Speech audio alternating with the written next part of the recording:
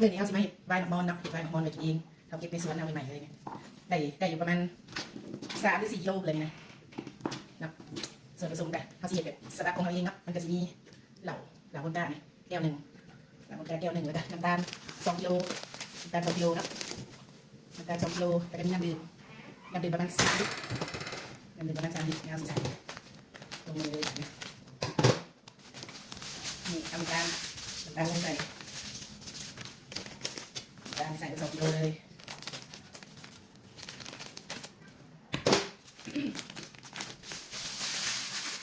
น้ำมัน4 โลน้ำตาล2 โลเดี๋ยวเราทำขั้นแบบนี้นะกันมอนใส่กันน้ำตาลเนาะลองสูตรที่เราเบิ่งปกติเขาแบบสูตรใส่เหล่าเพราะว่าเขาจะมีอันยีสต์ตัวเห็ดไว้นะแต่เมื่อเราเหมือนเราใส่แต่ว่าก็ลองเหมือนนะมันจะแซ่บกว่าท่าน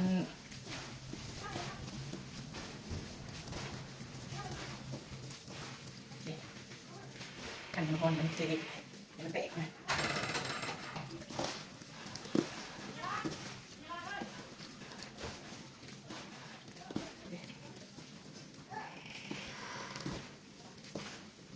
ขันมะพร้าวแตกน้ำตาลเปิดข้างนึงเลย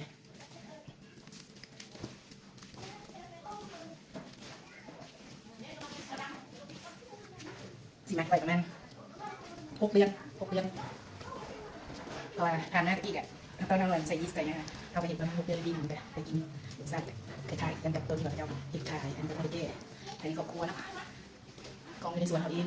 บางคนธรรมชาติปลอดสารพิษเลยนะมันการเริ่มแตกแล้วเนาะการเริ่มแตกบางคนกันเด็กนี่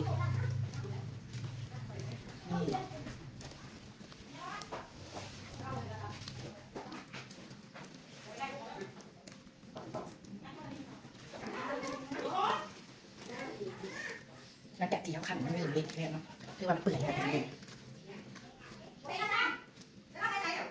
แล้วก็จะเอาน้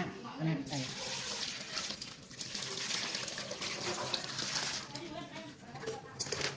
กระดาษเนี่ยลงไปเลย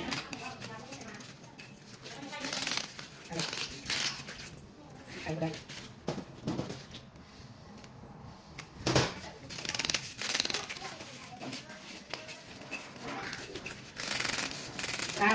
เอาเนี่ยแบบนี้เราก็จะเอาหลังใส่หลังที่เราเบิ่งสูตรเนี่ย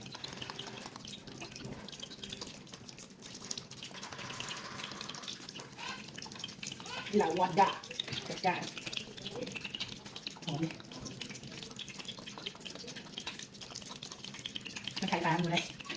ได้สิแล้วอยู่แล้ว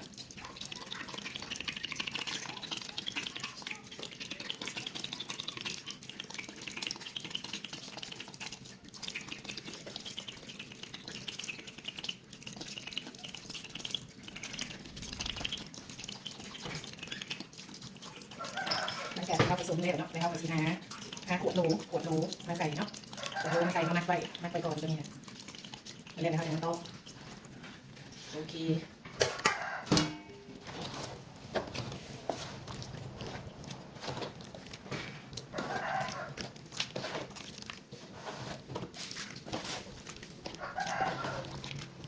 ก็สีเริ่มส่วนผสมมันขับกันเป็นเขาเนี่ยเดียวกันนะคะเนาะ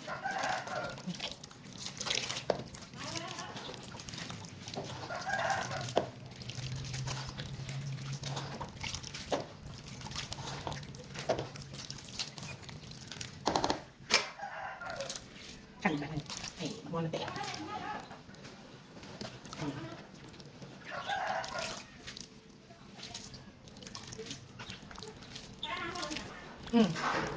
เดี๋ยวซีมก่อนเลยหลังจากส่วนผสมมันขับทั้งเลยนะครับแล้วก็มาซีมมันรสชาตินั้นน้ำตาลโหลอย่างเราก็จะล้างเองเวลาที่แบบแบบเข้าแม็กไปโดนเนี่ยความสูงความยังมันก็สิเตือนกันแอลกอฮอล์มันก็สิออกไปในโดนนะเดี๋ยวมันก็จะเป็นแบบรสชาติแบบสมมันแต่ว่าโบราณนี่เนาะซีมเลยซีมส์